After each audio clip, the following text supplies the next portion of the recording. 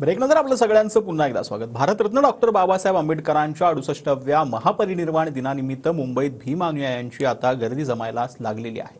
तत्पूर्वी मुंबई महापालिका प्रशासनाकडून सुविधा ज्या आहेत त्या पुरवण्यात आलेल्या आहेत। पालिकेने या संदर्भात तयारी जी आहे ती केल्याचं पाहायला मिळतं।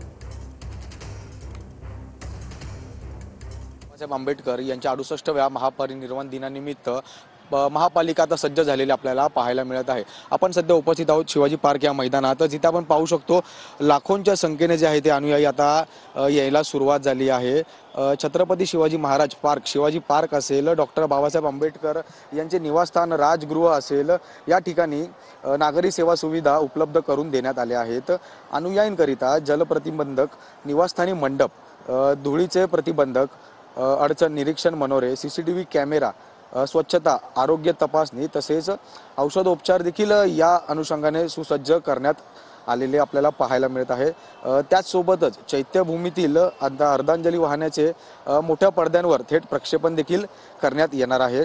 यासाठी सुमारे 8000 अधिकारी कर्मचारी कार्यरत असण्याचं आपल्याला माहिती मिळत आहे। व्हिडिओ जर्नलिस्ट चरणसह मी जय पवार, TV9 मराठी, मुंबई।